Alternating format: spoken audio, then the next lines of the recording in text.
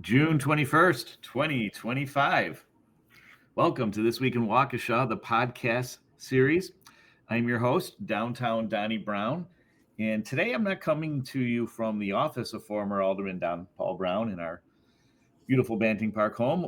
I am at the Lincolnshire Marriott for my daughter's softball tournament. And I'm missing the first game today for something very important, a chance to catch up with an old friend and I don't know if we'd call ourselves colleagues or coworkers since you rank above me, or you did, but No, I'd say my, colleagues.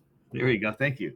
And fellow Irishman, the Honorable Shawn N. Reilly, Mayor of Waukesha. Shawn, as many of you know, oh, and I forget, I have to mention my fantastic producer, the mighty Max Martinson, who he is at home today producing this. So, in any event, Shawn Reilly has been the mayor of Waukesha since April of 2014. He is a lifelong Waukesha resident, a graduate of Catholic Memorial High School and the University of Wisconsin. You went to law school, sorry, And St. Mary's too. in St. Mary's. Oh, that's right, And Randall. in Randall. Randall for kindergarten. Randall for kindergarten. I love it. Thank you for that. Very helpful. And then you went to law school? Was it in Oregon or Washington Yeah. State? Lewis and Clark School of That's Law. right, in Lewis and Portland, Clark. Oregon. Yeah, that's fantastic. But brought that explorers or adventurous spirit back to his hometown of Waukesha, and followed in your father's or your family's footsteps with a career in law. And then I believe you were the city attorney of McGuanago before you ran for mayor. Well, I was still in private practice, but I Okay. represented McGuanago and Eagle, and our firm represented New Berlin, still does, Lannon, and there was always some contract type of things where we'd represent the municipality for specific Neat. other municipalities. So you just gave me an interesting tangent while you were representing of the city or township of Lannon. I The learned village, a while village of back on Lannon. what's that? The village of The Lannon. Village of Lannon. Thank you. I learned from one of those ESPN like 30 for 30s or E60s that when ESPN first started, like in the late 70s, they didn't have any broadcasting rights over college or pro sports. And they decided to go after the real extraordinary, the amateur, the rare stuff. And the first ever ESPN broadcast was the men's softball World Series that took place at Lannon, where the Stonemen play. And Hmm. it was the Milwaukee Schlitz against the Kentucky Bourbons. How many? And What year was that? it was like 79 or 80. It was really in ESPN's infancy. And Jeremy Schaap did the story. And they couldn't find any footage at the corporate in Bristol, Connecticut. So they went all the way to Milwaukee and met the former president of the Milwaukee Schlitz, who had like VHS tapes of those games. And it was a really great story, just a great piece of Milwaukee history. And I'm wondering if there was any legal work required from Well, the. my dad was an attorney for Lannon then in '79. Okay, He never talked about it, but Lannon has always been a big baseball yeah, area, huge. yeah. I remember my son's youth baseball team when it was the Braves, and then it was absorbed for a little while. Waukesha South had kind of a youth baseball program, and they had a very bitter, really intense rivalry with the Landon Stonemen. So It's a great name for him because everything's rock after 6 inches. yeah, yeah, isn't that something?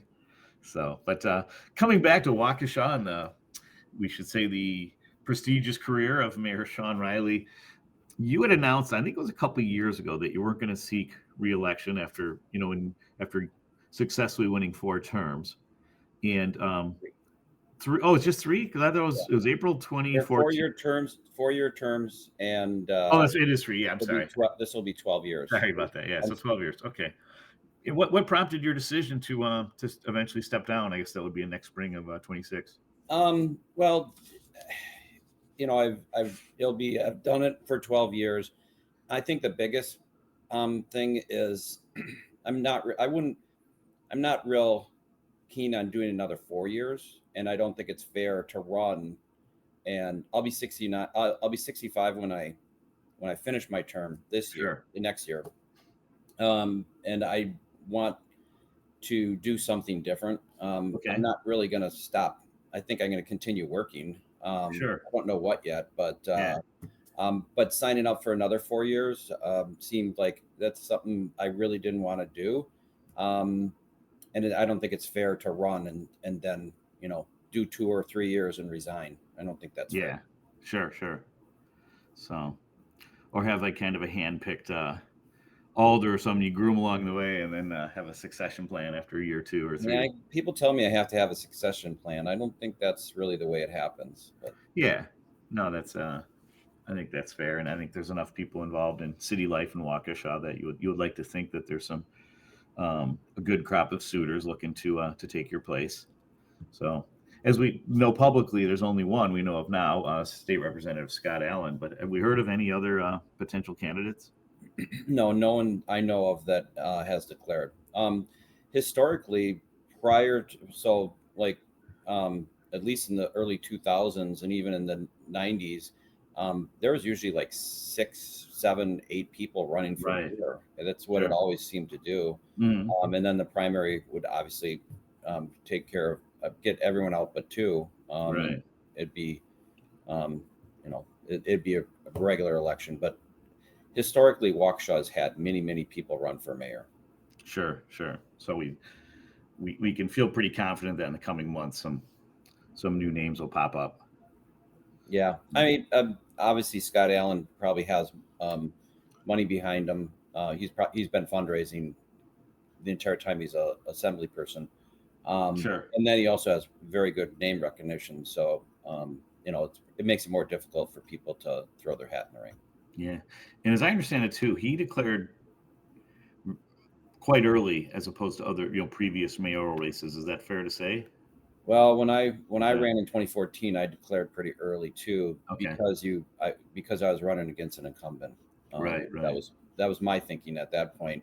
Sure. Yeah, Scott's declared pretty early, I think, and probably to make everyone aware that he is running, and try to make it so other people don't decide not to run. Yeah. I'm not hearing that from Scott. I didn't talk to him Yeah. about it. This is No, just but my assumptions.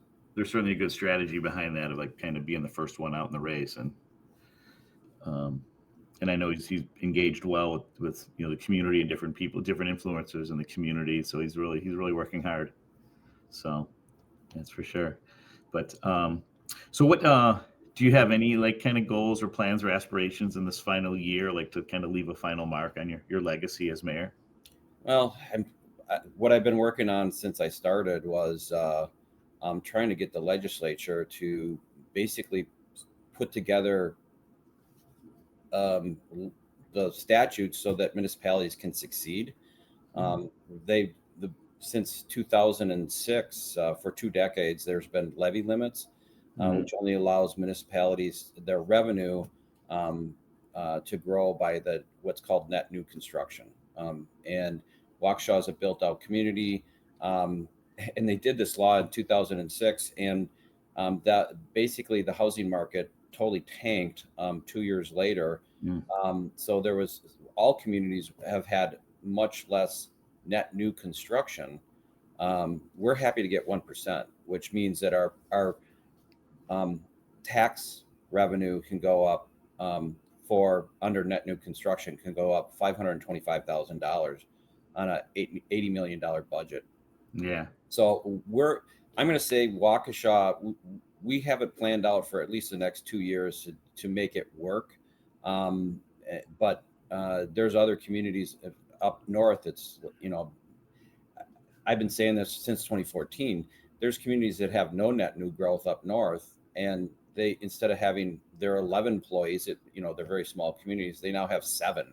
The roads don't get plowed nearly as quick. The police and fire is a major issue to even staff it and stuff like Yeah. that.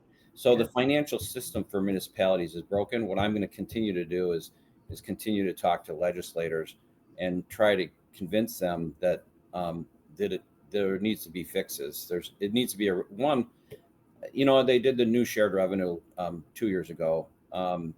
We didn't get hardly anything from that. We got it's $1.1 million additional money in shared revenue. Okay.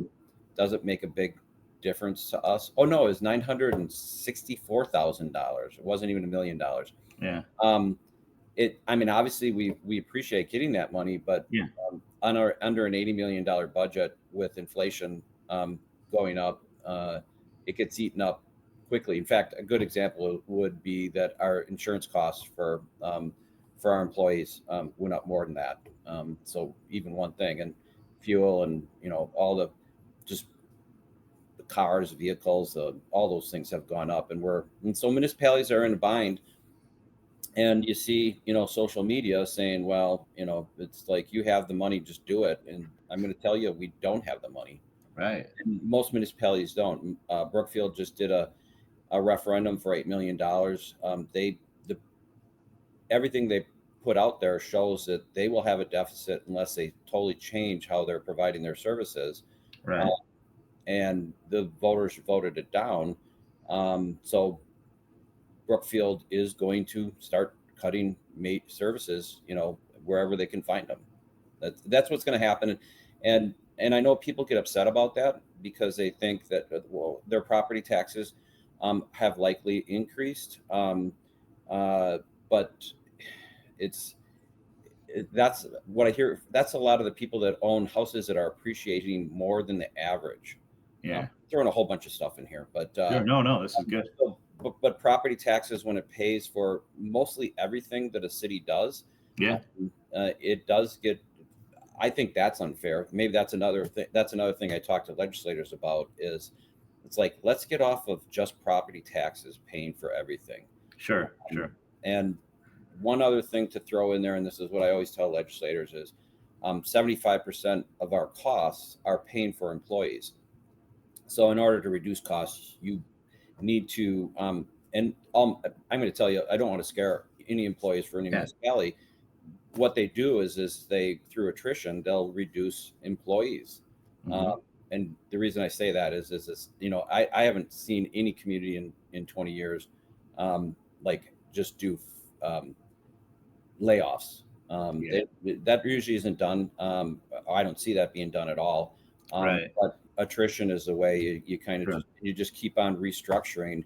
But you're not going to get the same type of services. The garbage, the garbage thing. We had come to the end of the contract for that, and we went out and we got a pretty good deal. But there's things that we no longer provide. I can tell you that the decision was it's unfair for large garbage pickup to be charged to everyone in the city when we know it's a small percentage of people that put stuff out on the curb. Yep. All they have to pay for it. The people who are using the service are paying for it. They're really upset. I mean, if you watch social media, but they're the ones who are paying for the service. And I understand it's difficult to, if you don't have a truck, get your stuff to the recycling center. But that's the other option. Sure. A lot of communities don't provide that. Some communities do. It's been something the city of Waukesha has always provided. It's a change. Yeah. It's our way of addressing revenue shortfalls. Yeah.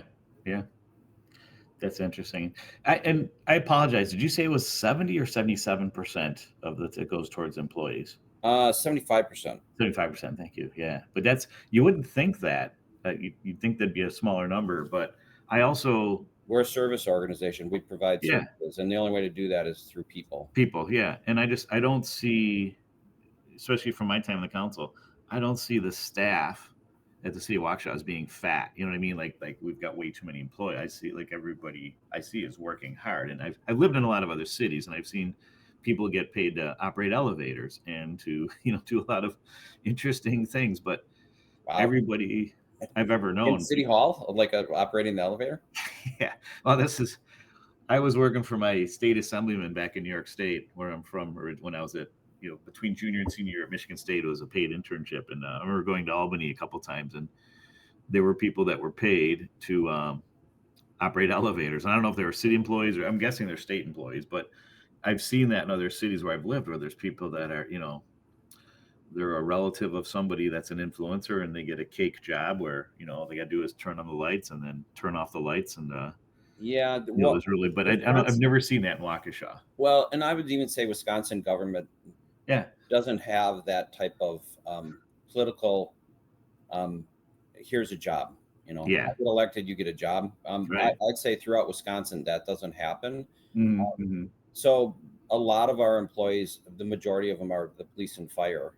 Yeah, And I can tell you that our common council, as well as the public, isn't gonna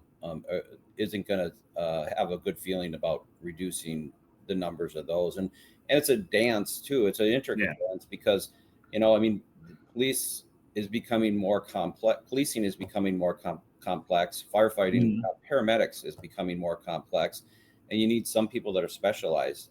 Yeah, Data stuff is really important in the police department. yeah. So they want more people to be hired to work on those type of things to make good decisions. Hmm. And so it's complex, intricate, and there's a lot of hard decisions that need to be made. Hmm. Yeah, like I'm glad you mentioned the police. Like a great example from when I was on the council was I was really proud to have been voted for the instituting the body cams, and I was friends, a former softball parent. It was a high-ranking position for one of the nearby, uh, city police departments, and he said, make sure you get I think it was like you need two dedicated staff because someone's got to chronicle and archive and those videos, and Yeah, and the open records requests almost because the it's a lot of work. news stations ask for like excessive amounts of Yeah, cam, and we need someone for that. Also, yeah, it was $1 million cost to purchase it. yeah. Um, And so this city didn't vote for the people. They said, well, just a video, and then the police are left to their own devices in terms of like pulling people off the streets to and they probably don't have the skill sets, and so that was a real.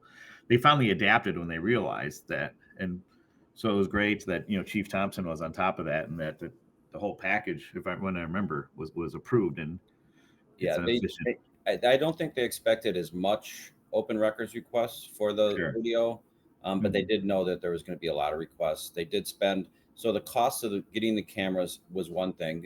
I know it was more than $1 million. Um, but then that's not it. Then you have to pay for the storage of all the video, which is expensive. And then Hmm. you have to replace the cameras. So Yeah. this is base. I mean, the cameras are great. I'm glad we Hmm. have them. I push for them, Yeah. but it's an added expense. It's not like reducing expenses, it's Right. increasing expenses, but it Yeah. provides New something. line item. It's Yeah. just something that's needed. Yeah. Absolutely. So, how are we doing on timer? 2 minutes. Okay.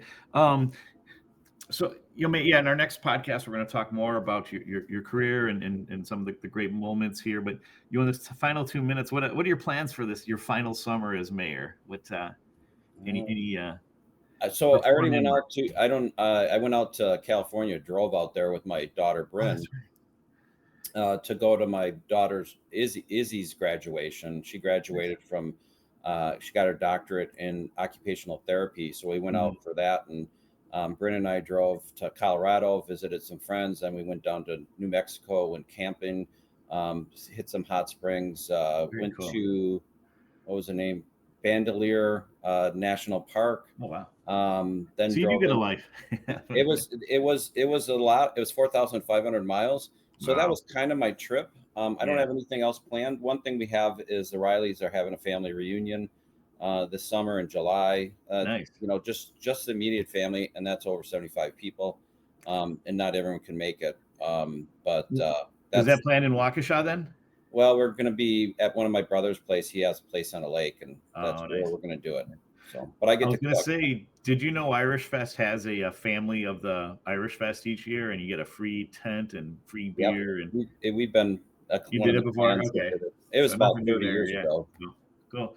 Well, thanks for this your involvement in the first part. I appreciate sticking around as we do a deeper dive into the legacy of Mayor Shawn Reilly, and want to thank everyone for listening. And yeah, please do stick around because Sean's going to tell us a lot more about some of the real watershed moments, pun intended, during his 3 terms as mayor of Waukesha. So thanks again for listening, and stick around for part 2.